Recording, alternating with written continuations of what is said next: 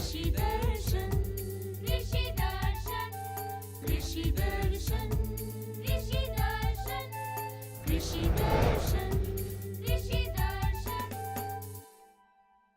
नमस्कार, कृषि समाचार में आपका स्वागत है। आपके साथ मैं हूं पूजा। आइए देखते हैं आज कृषि समाचार में क्या है खास। ड्रिप सिंचाई के लिए किसानों को 90% अनुदान देने की है योजना। रांची में धान खरीद नीति पर हुआ 1 दिवसीय कार्यशाला का आयोजन। पत्र लपेटक और गंधी बग कीट के नियंत्रण में कारगर है क्लोरोपाइरीफास तरल दवा।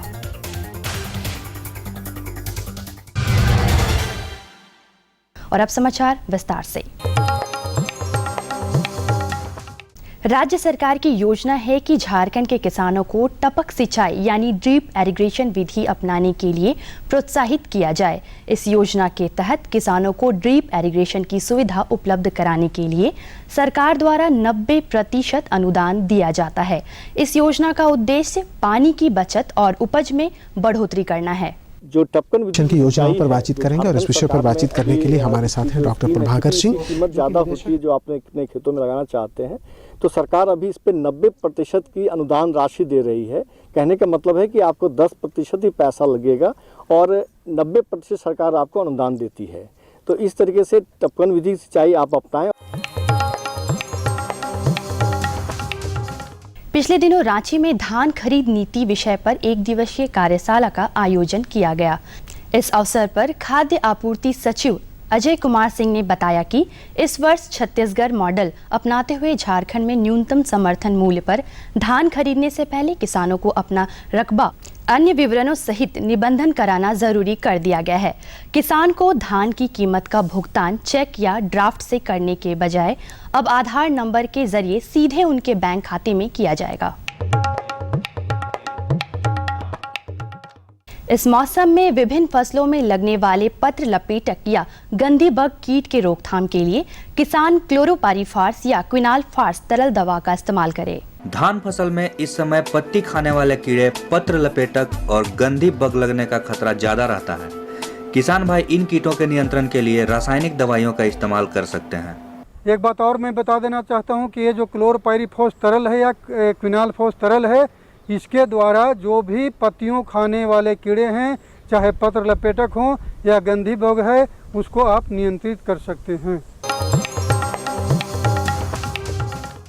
जो किसान नींबू की खेती करना चाहते हैं वो इस फसल के बेहतर उत्पादन के लिए गंधराज, यूरेका, आसाम, इटालियन और कागजी नींबू के लिए बनारसी, नेपाली, पूर्वी या कागजी कलान नामक उन्नत प्रभेद का चयन कर सकते हैं। नींबू की खेती के लिए कृषक बंधु दोमट या कंकड़ीली मिट्टी वाले खेत का चयन कर सकते हैं, जिसमें जल निकास की अच्छी व्यवस्था हो। मई जून से लेकर अगस्त सितंबर तक पौधा लगा सकते हैं। बेहतर उपज देने वाले प्रभेदों में गंधराज, यूरेका, आसाम, इटालियन और कागजी नींबू के लिए बनारसी, नेपाली, पूर्वी और कागजी कलान नामक उन्नत प्रभेद लगा सकते हैं। इनकी उत्पादन क्षमता 1500 से 1600 फल प्रति पौधा प्रति वर्ष है।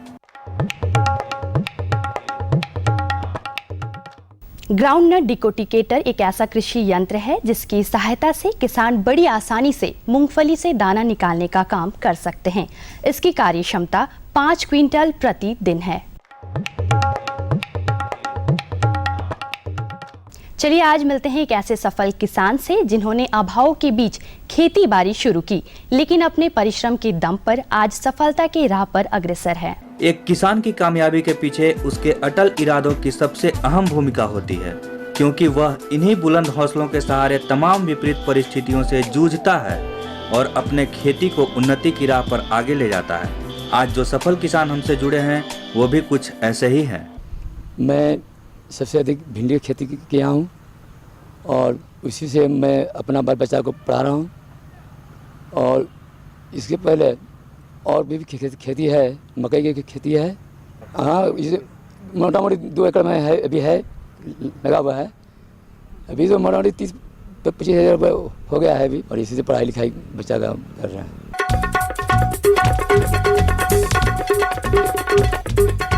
और अब एक नजर राज्य के 5 प्रमुख शहरों के मौसम के मिजाज पर। आज राज्य के 5 प्रमुख नगरों के अधिकतम और न्यूनतम तापमान कुछ इस प्रकार दर्ज किए गए। रांची का अधिकतम तापमान 29 डिग्री सेल्सियस और न्यूनतम 23 डिग्री सेल्सियस। जमशेदपुर का अधिकतम तापमान 33 डिग्री सेल्सियस और न्यूनतम 25 डिग्री सेल्सियस। मेदिनीनगर का अधिकतम तापमान 33 डिग्री सेल्सियस और न्यूनतम 25 डिग्री सेल्सियस। देवघर का अधिकतम तापमान 33 डिग्री सेल्सियस और न्यूनतम 25 डिग्री सेल्सियस। वहीं धनबाद का अधिकतम तापमान 34 डिग्री सेल्सियस और न्यूनतम 25 डिग्री सेल्सियस दर्ज किया गया।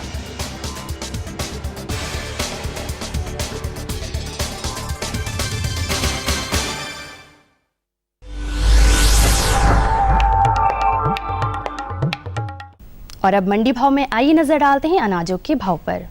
आज कृषि उत्पाद बाजार समिति पंडरा रांची में विभिन्न खाद्यान्नों के थोक भाव कुछ इस प्रकार दर्ज किए गए। चावल मोटा 1900 रुपए से 2200 रुपए, चावल मध्यम 2300 रुपए से 2600 रुपए, चावल उत्तम 2700 रुपए से 5000 रुपए, गेहूं 1400 रुपए से 2000 रुपए, चना 3600 रुपए से 4100 रुपए, दाल अरहर 5400 रुपए से 6500 रुपए, दाल मसूर 4500 रुपए से 5400 रुपए, दाल चना 4600 रुपए से 5500 रुपए, सरसों तेल 8500 रुपए से 9400 रुपए, चीनी 3300 रुपए से 3400 रुपए, आलू 1000 रुपए से 1250 रुपए और प्याज 3600 रुपए से 4400 रुपए प्रति क्विंटल रहा। कृषि समाचार में आज इतना ही। अगले दिन अगले अंक में फिर होगी मुलाकात कुछ ताज़ा तरीन खबरों के साथ। तब तक के लिए दीजिए इजाजत। नमस्कार, जोहार। ये लो और बताओ। बस। अरे ये क्या भैया जी, बस इतनी सी रासायनिक खाद? किसानी छोड़ रहे हो क्या? किसानी नहीं, नादानी छोड़ रहे हैं। मिट्टी की जांच कराई है। अब तो लालाजी जितनी जरूरत है उतने ही उर्वरक खेत में डालेंगे। हाँ, किसान भाई आज ही अपने जिले की नजदीकी भूमि परीक्षण प्रयोगशाला में मिट्टी की जांच जरूर करवाएं और मिट्टी में पोषक तत्व, नमी व पौधे के विकास को देखते हुए केवल जरूरत के अनुसार ही पोषक तत्व डालें। और हाँ, मिट्टी में गंधक, जस्ता, बोरोन जैसे सूक्ष्म पोषक तत्वों का पता लगाना भी न भूलें। उर्वरक और जैविक खाद के सही उपयोग से भूमि का उपजाऊपन बनाए रखें, उत्पादकता बढ़ाएं, खर्चा घटाएं और बहुमूल्य विदेशी मुद्रा बचाने में भी सहयोग दें। और हाँ, धीमी गति से नाइट्रोजन उपलब्ध कराने वाले उर्वरकों जैसे नीम लेपित यूरिया को प्राथमिकता दें और यूरिया का पत्तों पर छिड़काव करें। अरे वाह, तू तो सचमुच समझदार हो गया रे। अधिक जानकारी के लिए संपर्क करें जिला कृषि अधिकारी या किसान कॉल सेंटर। अम्मा खाना दे दो ना। सबर कर गोलू, अभी दाल नहीं गली है। तू फिक्र ना कर गोलू की अम्मा, अब की बार अपनी दाल खूब गलेगी। क्या मतलब जी? अब की बार NFSM के तहत दाल की पैदावार को बढ़ाने के तरीकों को दिखाने के लिए देश में 1000 क्षेत्र चुने गए हैं, जिसमें हमारा इलाका भी आ गया है। पर इससे हमें क्या फायदा? हमें 5 एकड़ खेती के लिए खाद और कीटनाशक के अलावा बढ़िया बीजों की एक मिनी किट भी मिलेगी। इतनी दाल का करेंगे क्या जी?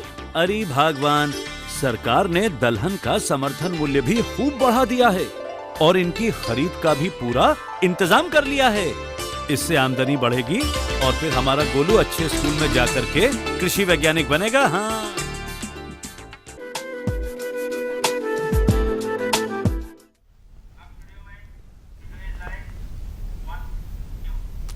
किसान भाइयों नमस्कार, जोहार। कृषि दर्शन कार्यक्रम में आप सभी का बहुत बहुत स्वागत है। किसान भाइयों, खेती बाड़ी का आधार फलक बहुत विस्तृत है। इसी में एक शाखा है बागवानी का। बागवानी झारखंड के लिए कोई नई बात नहीं है। इस प्रदेश में लंबे समय से बागवानी होती है। बहुत सारे किसान भाई इससे जुड़ भी रहे हैं। लाजमी है कि आप बागवानी की योजनाओं को जानें। जी हाँ किसान भाइयों, बिल्कुल आप सही समझ रहे हैं। आज हम राष्ट्रीय बागवानी मिशन की ओर से चलाई जा रही योजनाओं के बारे जानकारी हासिल करेंगे और आज के जीवंत फोन इन कार्यक्रम में इस संबंध में जानकारी देने के लिए हमारे साथ हैं डॉक्टर प्रभाकर सिंह। डॉक्टर प्रभाकर सिंह राष्ट्रीय बागवानी मिशन के निदेशक हैं, साथ ही साथ निदेशक उद्यान।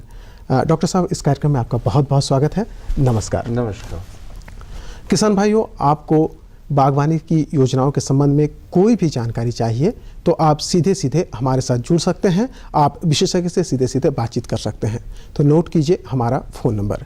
हमारा फ़ोन नंबर है 65122826007। तो फ़ोन मिलाइए और आप हमसे जुड़िए। इससे पहले कि किसान भाई हमसे जुड़े, डॉक्टर साहब एक बहुत सीधा सा प्रश्न आता है जब योजनाओं की बात आती है, तो बागवानी मिशन की ओर से कौन कौन सी योजनाएं चलाई जा रही है जिनको किसान भाइयों को जानना चाहिए? देखिए, बागवानी मिशन इस प्रदेश के लिए एक वरदान साबित हो रहा है, क्योंकि इसमें बागवानी क्षेत्र में संबंधित फल हो, फूल हो, सब्जी हो, मसाला हो, औषधि पौधे हैं, ये सारे पौधों का हम लोग मिशन के तहत जो है प्रोग्राम ले रहे हैं। इनमें अगर बागवानी क्षेत्र में पर्टिकुलर अगर आप बात करना चाहें किसान भाई, तो इसमें नर्सरी की योजना है, फल वृक्ष विस्तार की योजना है जिसमें आम, संतरा, नींबू, जो किसान जो चीज़ लगाना चाहता है, काजू है, तो सारे फलों वृक्षों को लगाने की योजना है। प्लस हमारे पास फूलों की लगाने की सारी योजनाएं, चाहे जरबेरा लगावे, चाहे ग्लेड लगावे। अभी कुछ ही दिन पहले हमने आर्किड का भी यहाँ पे कल्टीवेशन प्रारंभ किया है। प्लस उनको डिमॉन्स्ट्रेशन कराना, विजिट कराना, एक्सपोजर विजिट कराना, दूसरे प्रदेश में भेजना, दूसरे जिले में भेजना, ये सारी योजनाएं हमारे किसानों के लिए हैं। डॉक्टर साहब, हम आपको यहाँ रोकना चाहेंगे, एक किसान भाई हमारे साथ जुड़े हुए हैं। हेलो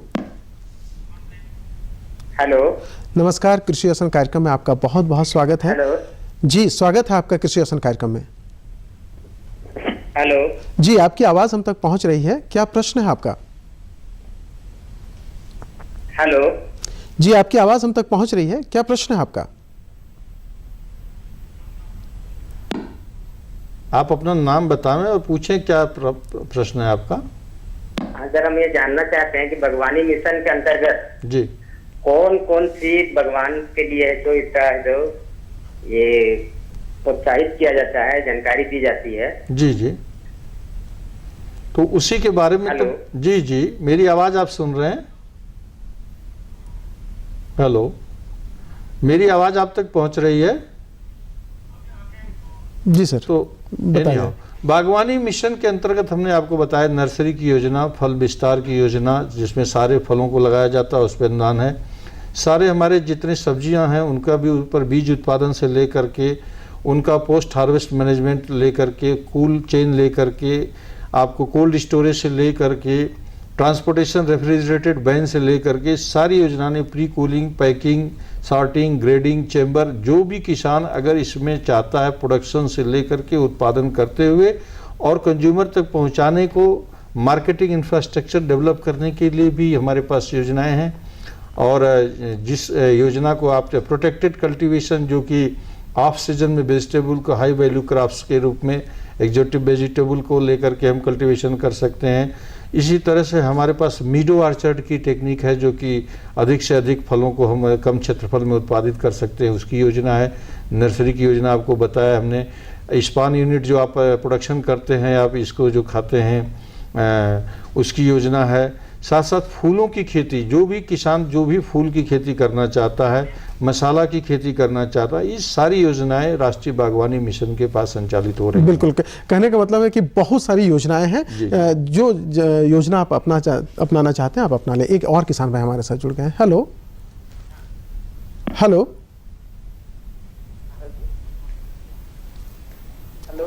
जी, नमस्कार, कृषि दर्शन कार्यक्रम में आपका स्वागत है। कौन बोल रहे हैं, कहाँ से बोल रहे हैं और क्या प्रश्न है आपका?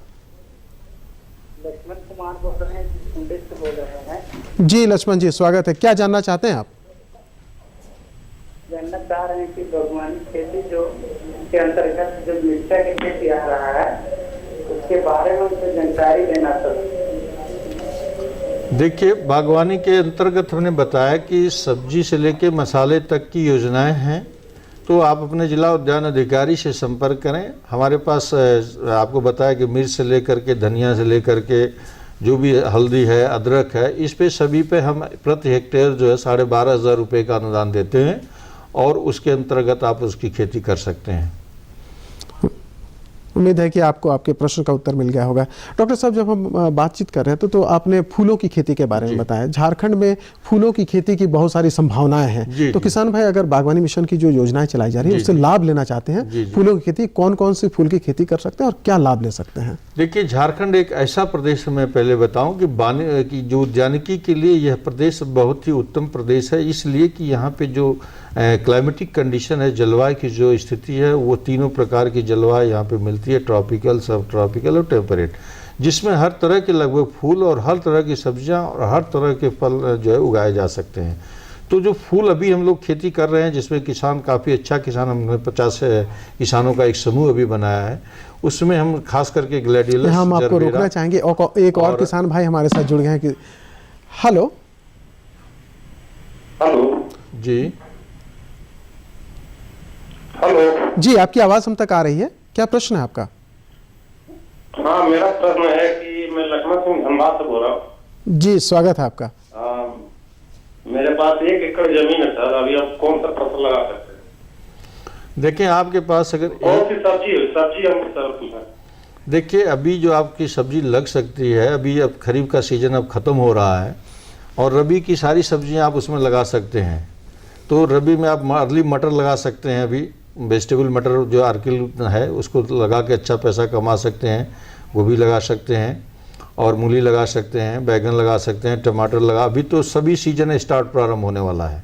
तो आप जो भी आपको वहाँ पे सुटेबल लगता है, इन सब जो जिसका बीज आपको आसानी से उपलब्ध हो पाता है या मिर्च के पौधा आपको मिल पा रही है, तो उसका जो है लगा सकते हैं। टमाटर की भी खेती कर सकते हैं। डॉक्टर साहब, हम फोन आने से पहले फूलों की खेती के बारे में आप बता रहे थे। फूलों की खेती का हमने बताया कि कम क्षेत्रफल में अधिक से अधिक उत्पादन करके किसान समृद्ध हो सकता है। तो अभी उसमें हाई वैल्यू जो हमारी फूलों की खेती है, वैसे तो किसान नॉर्मल रूप से यहाँ गेंदा की खेती करता है, हमने भी जरबेरा, खास करके ग्लैडियोलस, रजनीगंधा, इसका काफ़ी लंबे स्केल पर खेती किया, लगभग 1000 हेक्टेयर में भी राष्ट्रीय बागवानी मिशन से दिया है। और अभी हाल ही में भी हमने आर्किड का यहाँ पहली बार प्रदेश में जो है, बिल्कुल, हम एक बार फिर आपको रोकना चाहेंगे। एक किसान भाई हमारे साथ जुड़ गए हैं। हेलो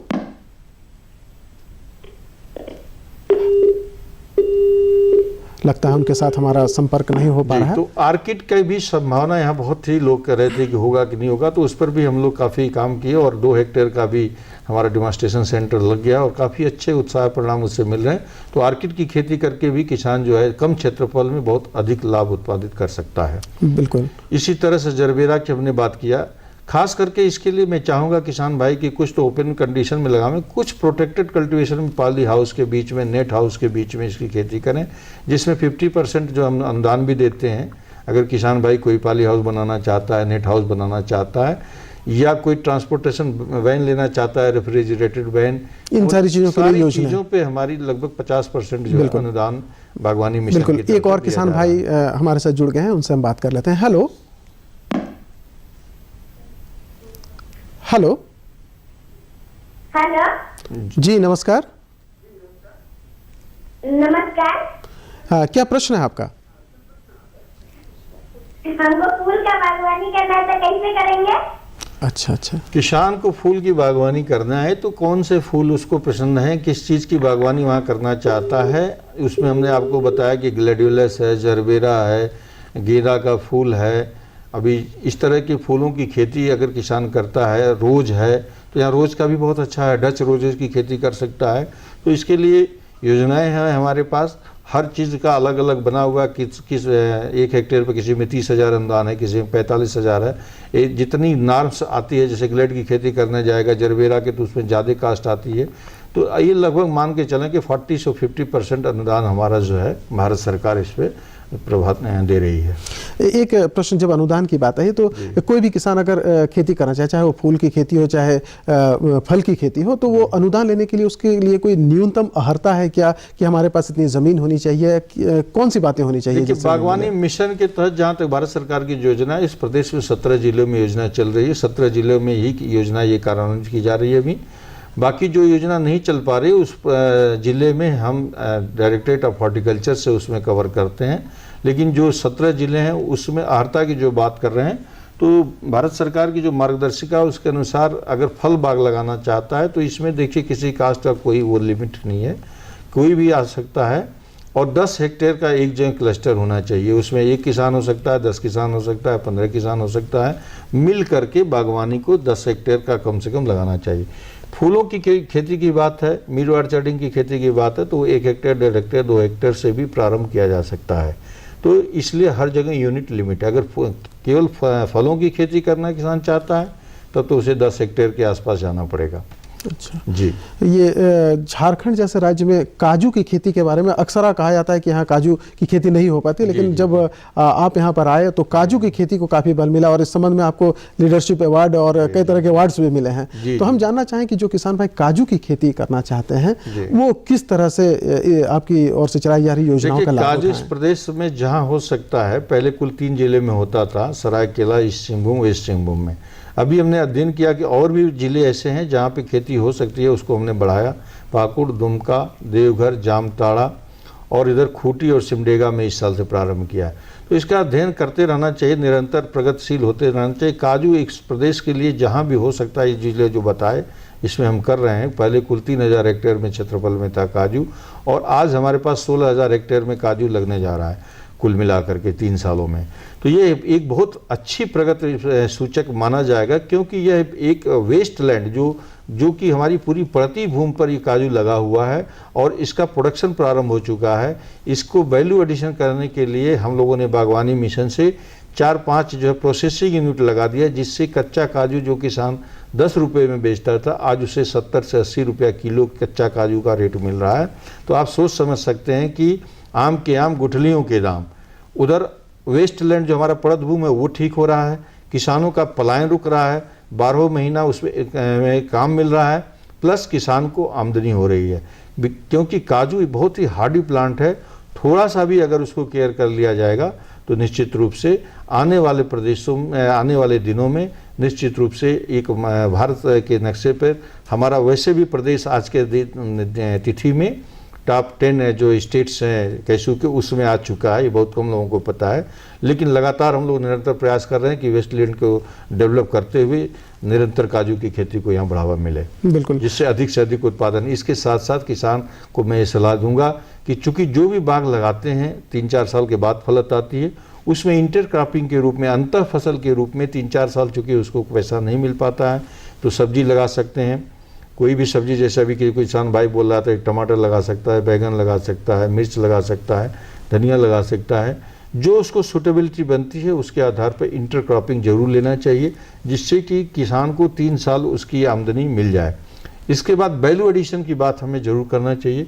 कोई भी प्रोडक्शन तो आप कर लेते हैं, लेकिन उसका जब तक किसान को वास्तविक मूल्य न मिले, जैसे हमने आपको काजू का ये उदाहरण दिया कि पहले अगर हमारे पास ये प्रसंस्कृत यूनिट नहीं थी तो 10 रुपये में किसान बेचता था, आज केवल हमने प्रोसेसिंग यूनिट लगा दिया 4, तो यहाँ पर 70 से 80 रुपया किलो किसान को मिलने लगा। तो आप सोच सकते हैं कि कितना बड़ा बेनिफिट किसान को वैल्यू एडिशन से मिल सकता है। वही टमाटर आप एग्जाम्पल ले लें, 2 रुपया किलो बिकता है और आज 40 रुपया किलो बिक रहा है। तो हमें कोल्ड स्टोरेज के बारे में सोचना चाहिए, हमें मल्टी स्टेज राइपनिंग चैम्बर के बारे में सोचना चाहिए। यहाँ की सबसे बड़ी समस्या वेस्टलैंड और पानी की समस्या। हमें माइक्रो इरिगेशन, जो ड्रिप बूंद सिंचाई जिसको कहते हैं, कम पानी में अधिक से अधिक उत्पादन, गुणवत्ता युक्त उत्पादन के बारे में सोचना चाहिए। हमारा जो सबसे बड़ा लॉसेज है वो 30 से 40% वेजिटेबल का लॉसेज हो जाता है पोस्ट हार्वेस्ट में। उसको हमें सॉर्टिंग, ग्रेडिंग, पैकेजिंग इसके माध्यम से करके हमें अच्छी पैकेजिंग करके अच्छा रेट मुनाफा कर सकते हैं। कोल्ड स्टोरेज के माध्यम से उसकी सेल्फ लाइफ को बढ़ा सकते हैं, जिससे अधिक समय तक उसका उपयोग किया जा सकता है।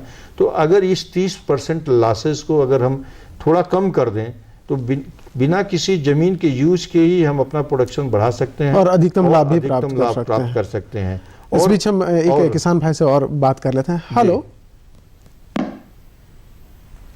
हेलो हेलो जी, स्वागत है आपका कृषि दर्शन कार्यक्रम में। कौन बोल रहे हैं? हेलो जी, आपकी आवाज आ रही है, क्या प्रश्न है आपका? हेलो जी, आपकी आवाज आ रही है, क्या प्रश्न है आपका?